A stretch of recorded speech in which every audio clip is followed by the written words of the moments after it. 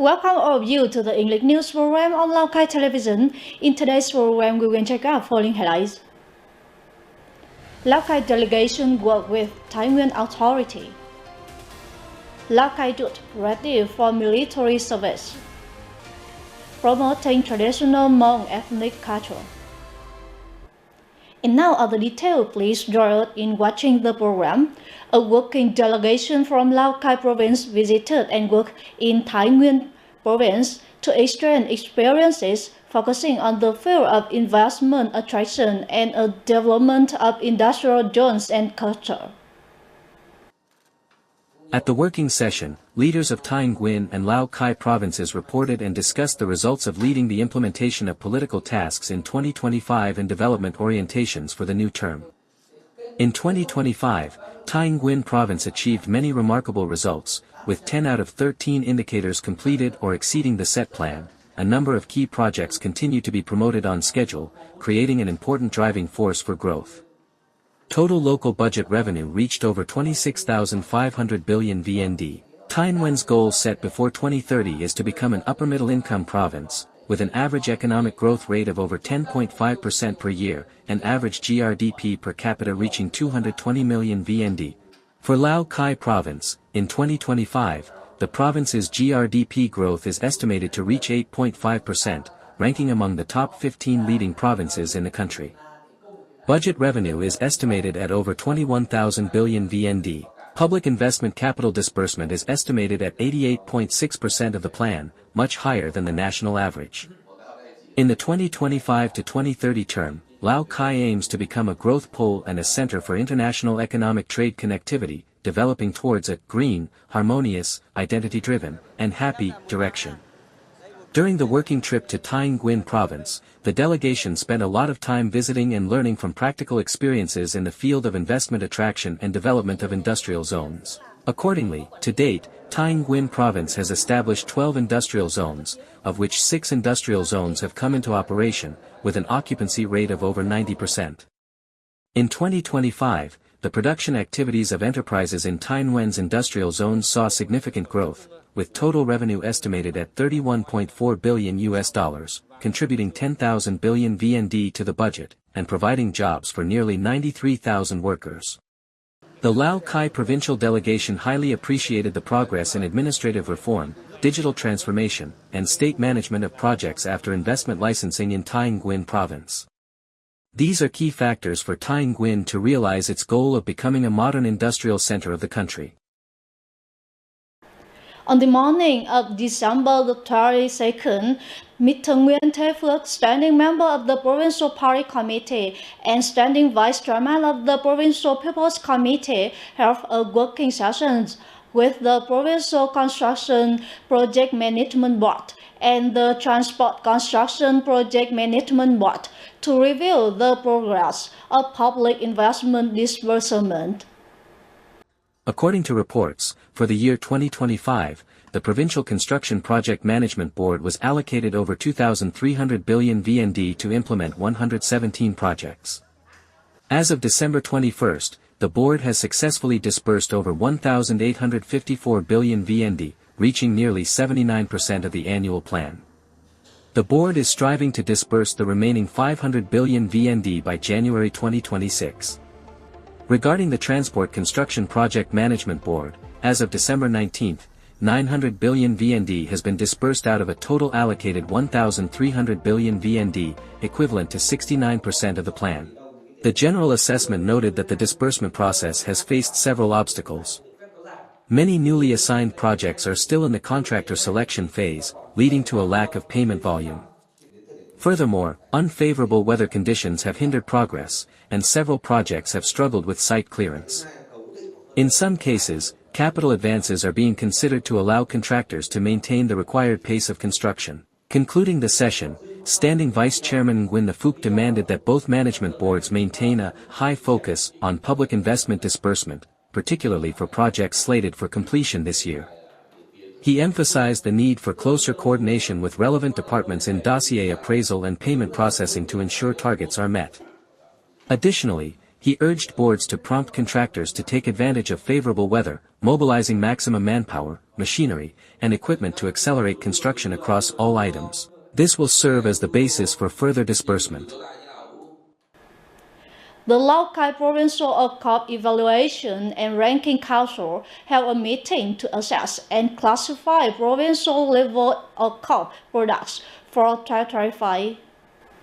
This evaluation phase features 34 products, including food, beverages, and handicrafts, from 19 entities across 14 communes and wards province-wide.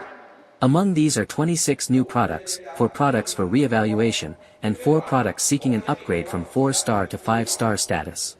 During the meeting, representatives of the participating entities presented and described their products.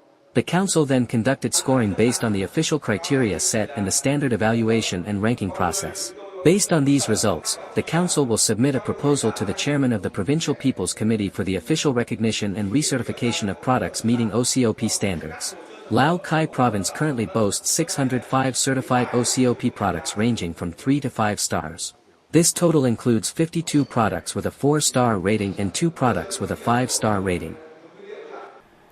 Ladies and gentlemen, Resolution number 22 recently issued by the Provincial People's Council outlines a support policy for rural road construction in Lào Cai for the 2026 to 2030 period. This resolution is expected to create a significant breakthrough in rural infrastructure, driving comprehensive socio-economic development in highland areas. As a mountainous province with highly fragmented terrain, Lao Kai faces significant infrastructure challenges. Many transport works invested in previous phases have degraded, while others have been severely damaged by natural disasters. Currently, the system of village and inter-village roads remains narrow, with road surfaces of only 3 to 4 meters, failing to meet modern development demands. Furthermore, some transport routes lack synchronized technical standards, reducing their operational efficiency. Recognizing that rural transport development is a key task to complete the infrastructure system, bridge the regional gap, and improve people's livelihoods, the Provincial People's Council issued Resolution number 22 on December 9, 2025. This resolution provides specific support policies for rural road construction across the province. It serves as a crucial legal framework for all levels of government and sectors to implement synchronized solutions, with the ultimate goal of constructing and completing approximately 2,000 kilometers of rural roads during the 2026 to 2030 period. The Lào Cai Department of Education and Training held a meeting to encourage 200 students participating in the National Excellence Student Contest for high school students for the 2025-2026 academic years. The 2025 to 2026 academic year marks a significant milestone for Lao Kai's education sector, as the training of gifted students was conducted following the provincial merger. From an initial pool of over 306 candidates, 200 outstanding students were selected to form 10 teams. These students represent Lao Kai Gifted High School, Nguyen Tat Ton Gifted High School, and several other high schools across the province. They will compete in 10 subjects: mathematics, physics, chemistry, biology, informatics, literature, history, geography, English, and Chinese. After more than 3 months of intensive training, the teams have completed their preparation programs and are ready for the competition. During the gathering, leaders of the DUET praised the dedication of the teachers, the hard work of the students, and the strong support from parents. Officials expressed their hope that the students would remain determined and perform to their full potential to bring honor to themselves, their families, their schools, and the province. The National Merit Exam for the 2025 to 2026 academic year is scheduled to take place over 2 days, on December 25th and 26th. Ladies and gentlemen, at this time, localities across the province have completed their medical examination for military recruitment. They are currently reviewing profile, finalizing quota with receiving unit, and preparing to issue enlistment order to ensure the recruitment handover follow regulation in early March 2026. Thousands of young people in Lao Kai are eagerly awaiting the day they set off to fulfill their sacred duty to fatherland. After graduating from high school, Tran Duway Long voluntarily applied for military service. Having passed the medical exam, Long is now excited for his departure. His luggage is the ambition of an 18-year-old and a spirit of dedication to building and protecting the nation. To me, this is a meaningful personal experience. Right now, I feel very happy and have prepared both my belongings and my mindset to be ready for the journey.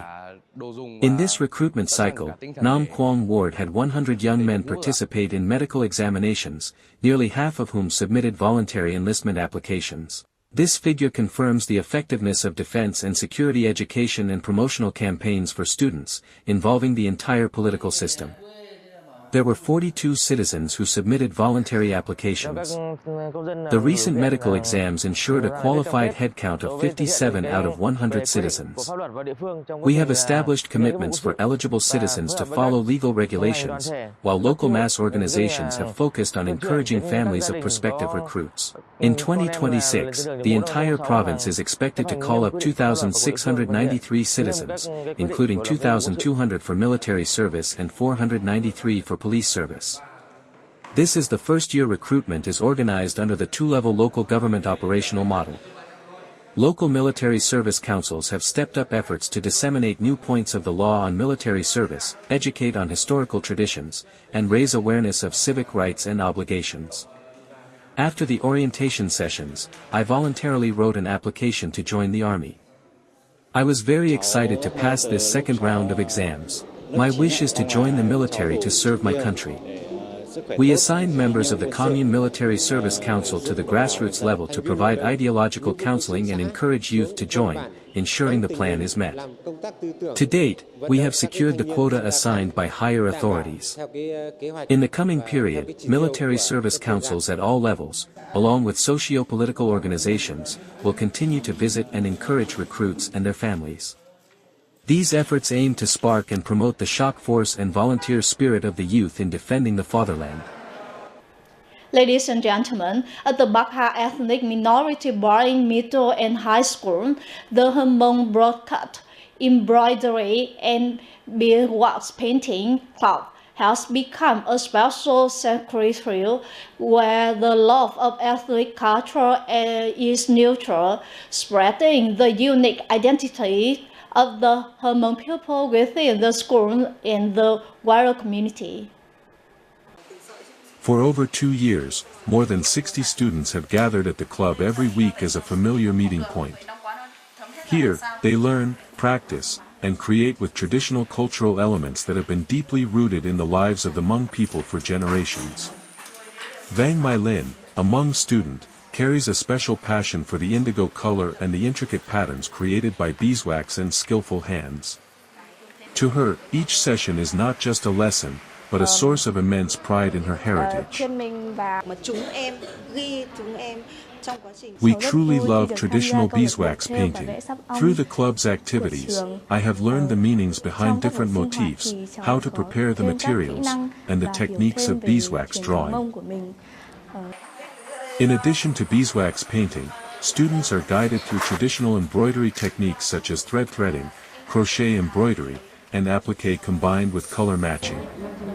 Every pattern and motif is entirely hand-embroidered, following the principles and experiences preserved and passed down by the Hmong people over many generations. The club is led by art teachers and Hmong teachers who possess a deep understanding of traditional culture. In the club, students are guided through the basic techniques of traditional embroidery and beeswax painting, while also being encouraged to create freely according to their preferences and modern trends. This contributes to preserving and spreading traditional culture while sparking students' creativity. The club's new approach involves shifting from traditional oral transmission to digitalization and experiential education. Students' products are not only displayed in homes and at school but are also introduced at competitions and tourist destinations. The journey of preserving and promoting Hmong traditional culture is being steadily pursued by the Bakha Ethnic Minority Boarding School. This helps students understand, cherish, and take pride in their ethnic identity, contributing to the formation of their character and ethics while safeguarding precious cultural values for future generations. Ladies and gentlemen, our program today is ending. Thank you for your attention.